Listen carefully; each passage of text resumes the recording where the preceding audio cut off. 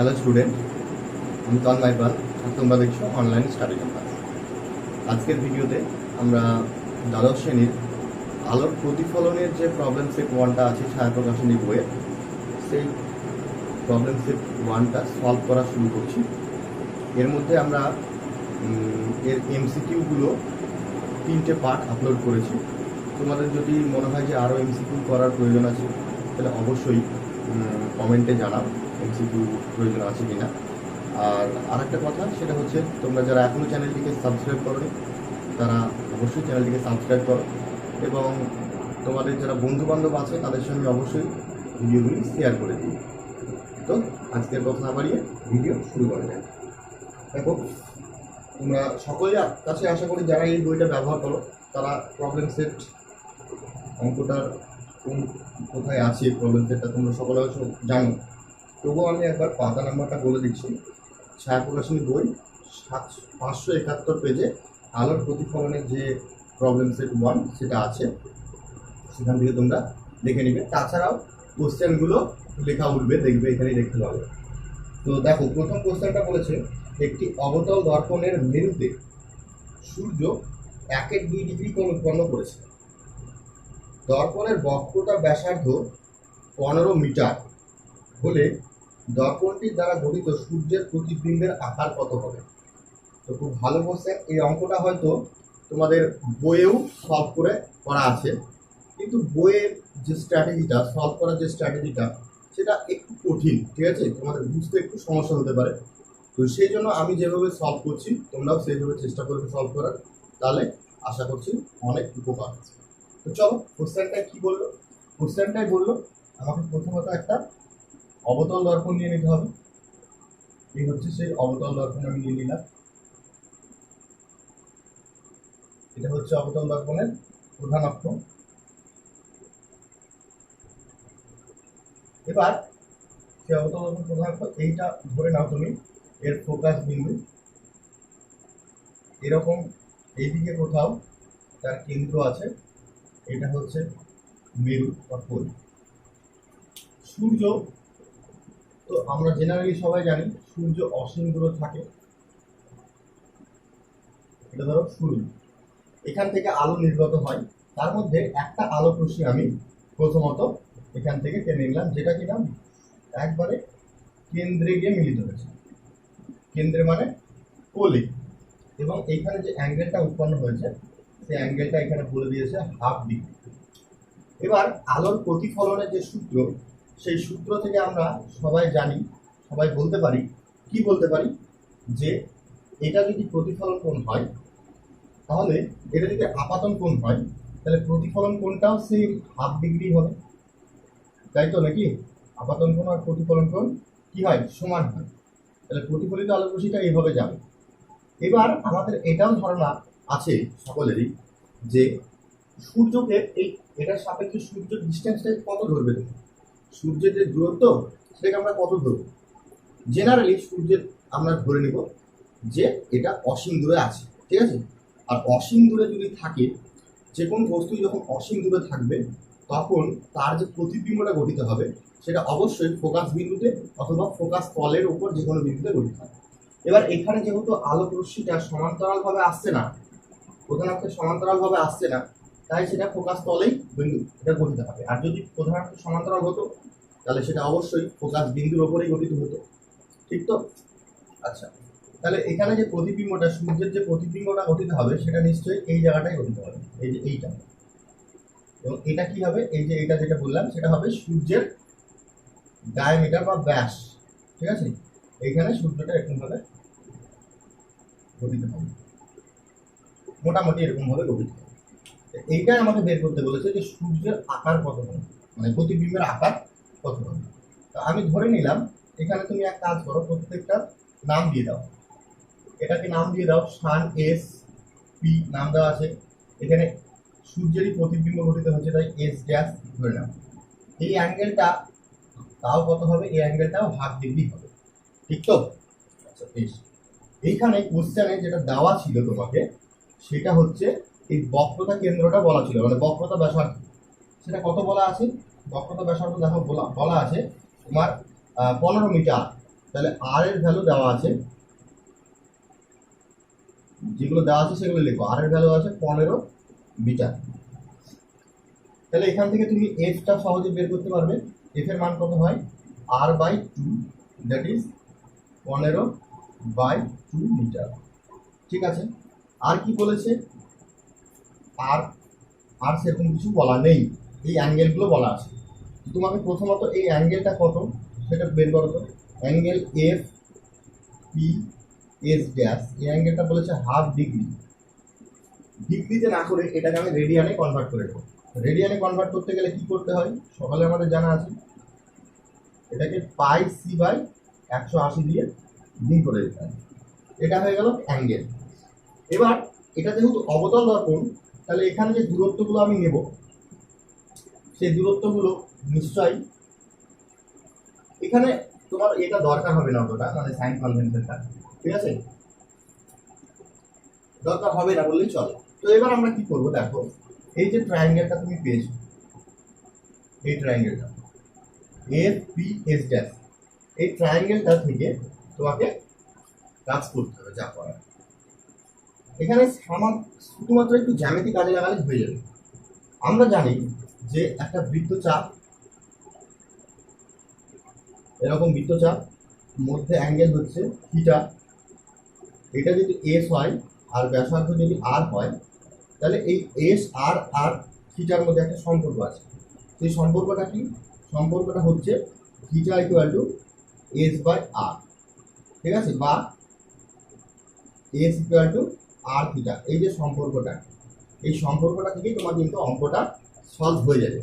তো কীভাবে করতে হবে, এখানে দেখো তুমি এই যে এইটা, এটাকে তুমি এক কাজ করো, ডি ধরে নাও, সূর্যের যে ডায়ামিটার সেটাকে ডি ধরে নাও, হ্যাঁ, বড়াতে। সেই ডিটা তোমাকে বের করতে হবে, এবং এখানে ডি যেটা, সেই ডিটা কি, ডিটা হচ্ছে এস, এস এর ভ্যালু ডি। আর আরটা কত, আরটা হচ্ছে ফোকাস দৈর্ঘ্য এইটা, আর অ্যাঙ্গেলটা তো তুমি জানো, ঠিক আছে। তাহলে সেখান থেকে তোমার কাজ হয়ে যাবে। তাহলে দেখো আমরা জানি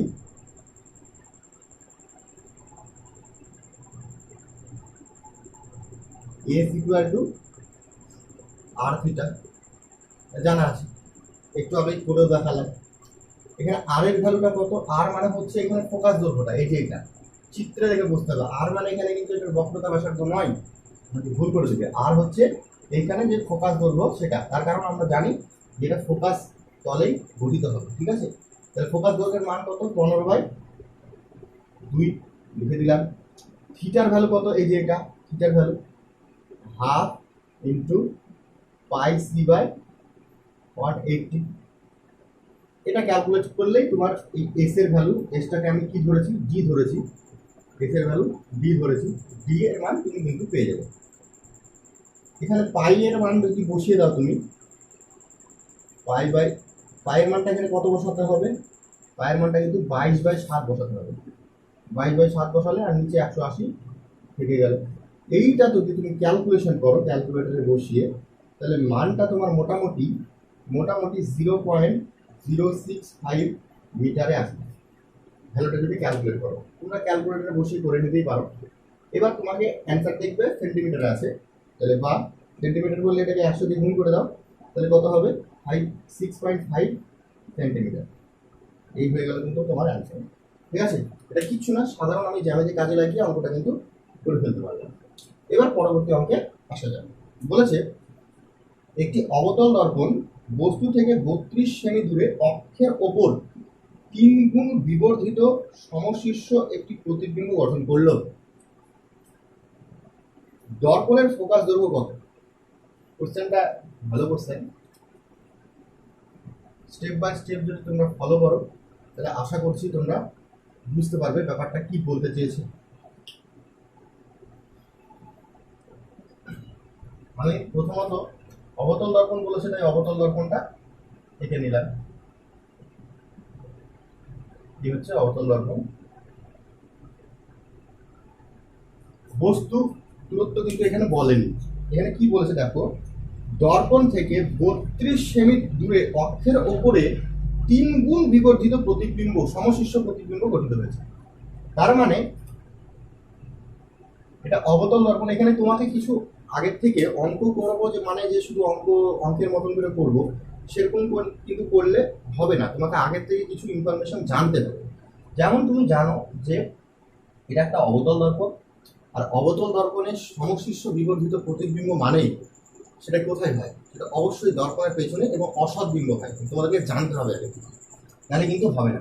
তাহলে এইখানে যে বস্তুটা গঠিত হবে সেটা কিন্তু এই প্রতিবিম্ব যেটা গঠিত হবে সেটা বস্তুর তুলনায় 3 গুণ হবে, তাই বলেছে কোশ্চেন অনুযায়ী। এবং সেটা এই মেরু থেকে কত দূরে আছে, 32 সেন্টিমিটার দূরে আছে কোশ্চেন অনুযায়ী। ঠিক আছে, আচ্ছা 3 গুণ বিবর্ধিত প্রতিবিম্ব।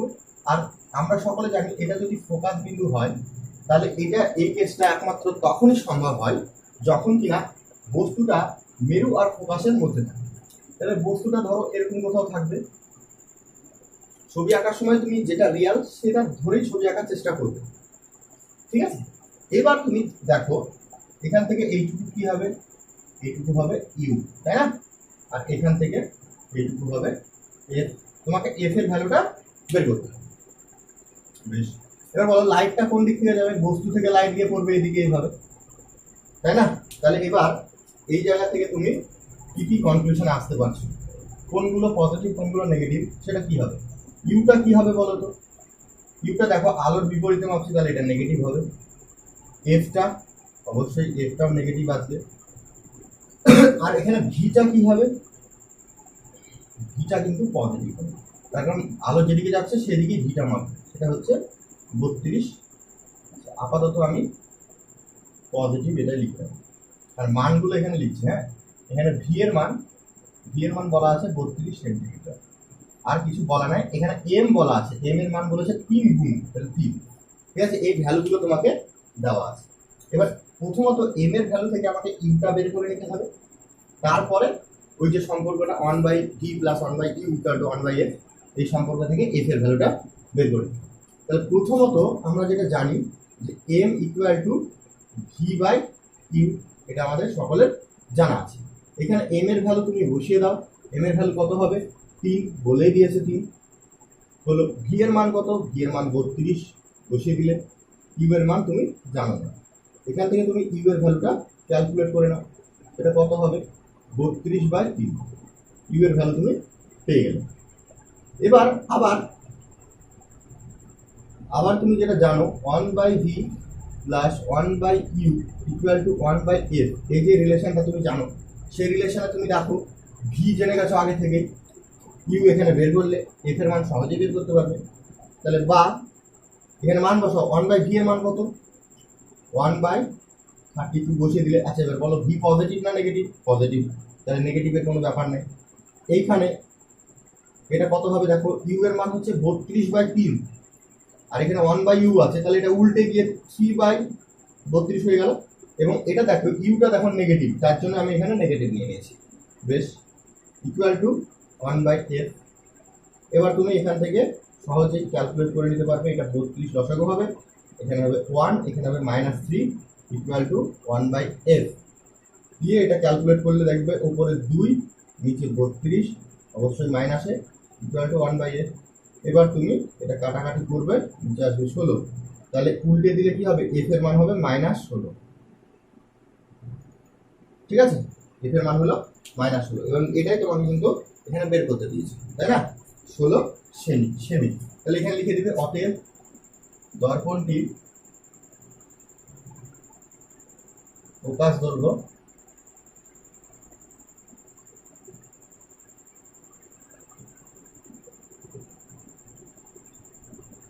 দৈর্ঘ্য সমান 16 সেমি। এখানে মাইনাস আসার কারণ কি, মাইনাস আসার একটাই কারণ, আমি আগেই বলেছিলাম দেখো ফোকাসটা মাইনাস আসবে, কিন্তু তোমাকে এখানে মাইনাস যদি তুমি আগের থেকে বসিয়ে দিতে তাহলে পজিটিভ আসতো, কিন্তু তুমি কিন্তু এখানে মাইনাস ধরনি, জাস্ট এফ বসিয়ে দিও। এবং যেটা তুমি বের করবে সেটা সাইন কনভেনশন আগে থেকে বসানোর কোনো দরকার নেই, বেরোবে যেখানে সেখানে তোমার ওই সাইন কনভেনশনটাই চলে আসবে যেটা আসার কথা। তাহলে এই হয়ে গেল অ্যান্সার। এবার পরবর্তী দাগের যে কোশ্চেনটা আছে 3-এর দাগে, সেটা দেখো কি বলেছে, যে 15 সেমি দীর্ঘ একটি তীর, 15 সেমি দীর্ঘ একটি তীর কোনো অবতল দর্পণের অক্ষ বরাবর স্থাপিত আছে এর তীক্ষ্ণ প্রান্ত দর্পণ থেকে 30 সেমি দূরে এবং দর্পণটির বক্রতা ব্যাসার্ধ 20 সেমি। টিপটির প্রতিবিম্বের বিবর্ধন কত নির্ণয় করতে হবে। এটা খুব ভালো অঙ্ক, দেখে নাও কিভাবে করা হয়েছে না হয়েছে।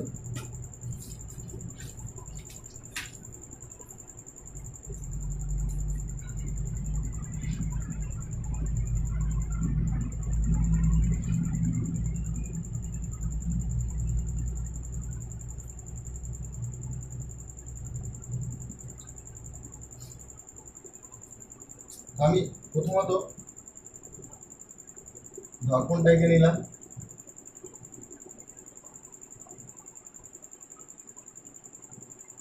দর্পণটার বক্রতা ব্যাসার্ধ কত বলেছে কোশ্চেন অনুযায়ী?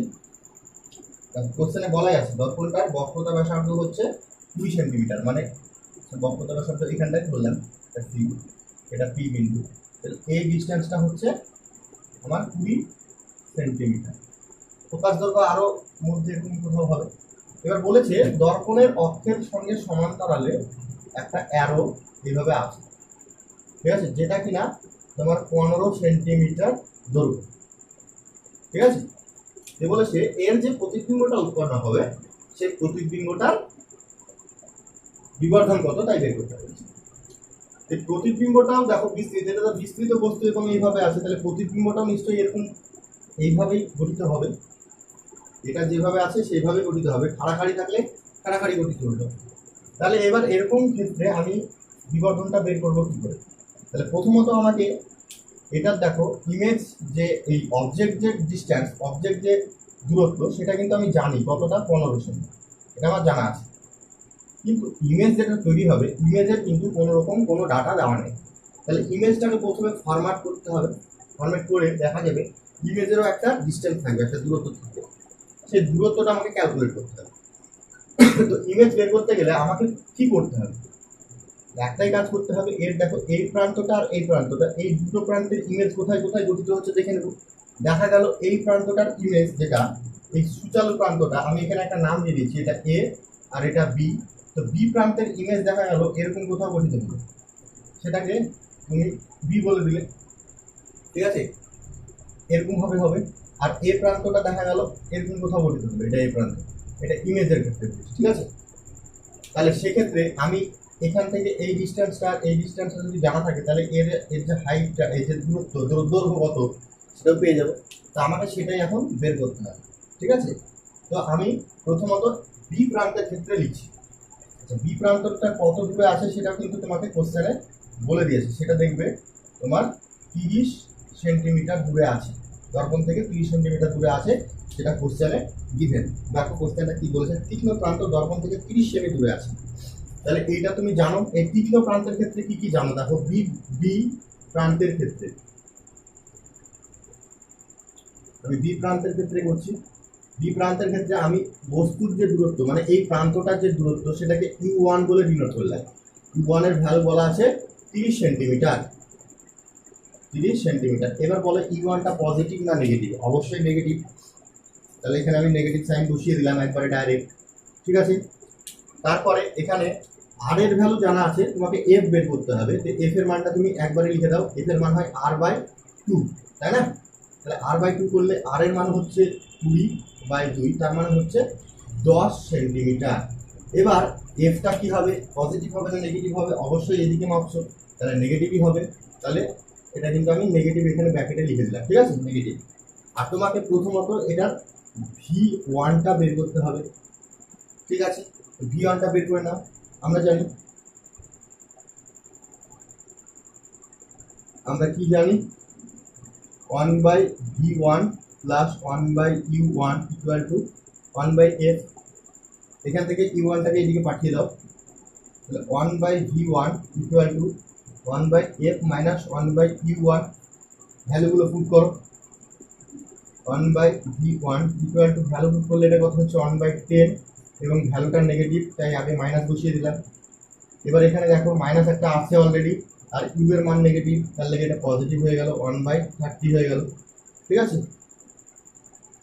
তাহলে 1/V1 এটার মান কত হচ্ছে দেখো, এখানে 30 লসাগু হবে, এখানে হচ্ছে -3 প্লাস 1 ওয়ান বাই ভি ওয়ানের ভ্যালু হচ্ছে উপরে -2 নিচে 30, কাটাকাটি করে 15 আসবে 1/15, তাহলে ভি ওয়ানের মান হচ্ছে -15। ঠিক আছে, এটা আমি পেয়ে গেলাম কিন্তু এই পয়েন্টটার জন্য। তার মানে কি, এই যে বিন্দুটা গঠিত হলো সেটা কত দূরে গঠিত হলো, এখান থেকে 15 সেন্টিমিটার দূরে গঠিত হলো। ঠিক আছে, এবার এই পয়েন্টে চলে আসুন। এই পয়েন্টের ক্ষেত্রে এইভাবেই ক্যালকুলেট করে বের করতে হবে, সেটা কত দূরে হচ্ছে সেটা দেখতে হবে। তা আমি এখানে লিখছি এ বিন্দুর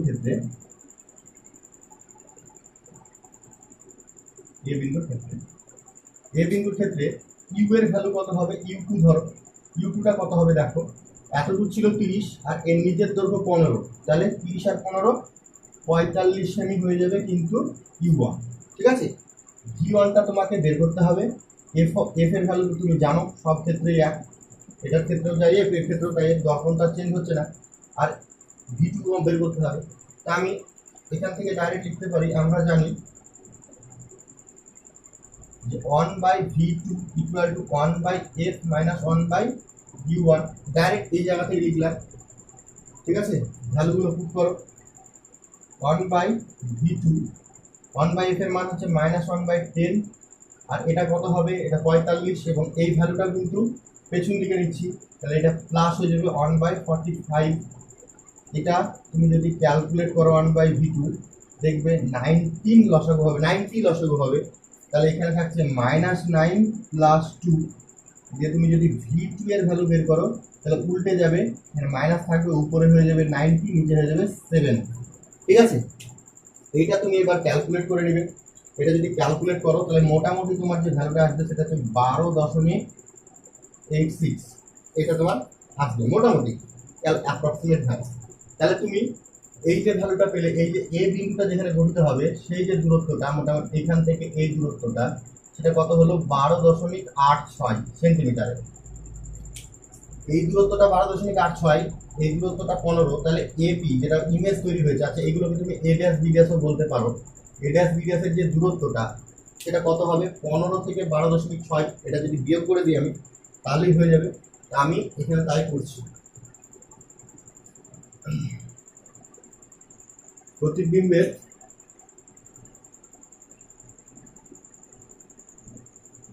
প্রতিবিম্বের দৈর্ঘ্য সেটা কত হবে, 15 - 12.86, এটা হবে। এটা তুমি যদি ক্যালকুলেট করো তাহলে তোমার কত আসছে অ্যান্সারটা আসছে, দেখবে তোমার কত আসবে, 2.14 সেন্টিমিটার এটা আসবে। যেখানে কিন্তু বস্তুর দৈর্ঘ্য কত ছিল, বস্তুর দৈর্ঘ্য ছিল 15 সেন্টিমিটার। তাহলে প্রতিবিম্বের দৈর্ঘ্য বাই বস্তুর দৈর্ঘ্য এটা করলেই আমরা বিবর্ধন পেয়ে যাই, তাই তো। তাহলে অতএব বিবর্ধন